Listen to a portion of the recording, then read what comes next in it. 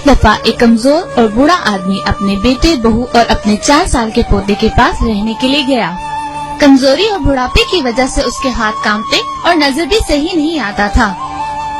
कांपते हाथों और नजर की कमजोरी की वजह से बूढ़े आदमी को खाना खाने में मुश्किल पेश आती थी। अक्सर खाना खाते वक्त उसके हाथों से चम्मच टूट जाता या कभी पानी का भरा गिलास। बहू और बेटा रोज रोज ये सब देखकर तंग आ चुके थे। बेटे ने बहू से कहा कि अब्बा जान का कुछ करना पड़ेगा। हर रोज ये सब देख देख कर मैं तंग आ चुका हूँ।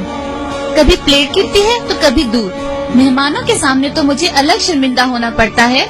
चुनाचा मियाँ बीवी ने इसी दिन बूढ़े आदमी के खाने की मेज अलग कर दी और खुद दूसरे कोने में एक अलग मेज पर बैठ गए। अब सारे घर वाले एक मेज पे आराम से खाना खाते और बूढ़ा आदमी अलग बैठा रहता। चूँकि बूढ़ा आदमी खाने के बर्तन तोड़ देता था, इसलिए उसके लिए एक लकड़ी का प्याला लाया गया ताकि तोड़ फोड़ से बचा जा सके। बूढ़े वालिद को अलग करके अब मियाँ बीवी खुश थे।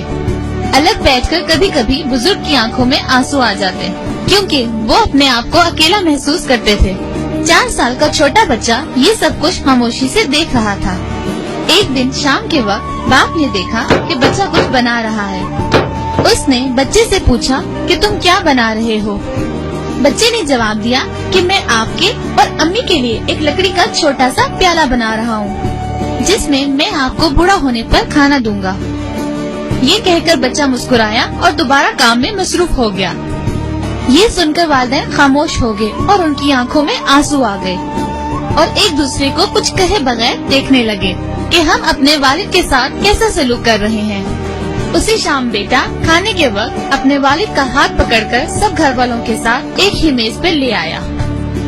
चुनाचा इसके बाद मियाँ बीवी ने किसी बात की परवाह न की और हर वक्त उनकी दिलजोई में लगे रहे।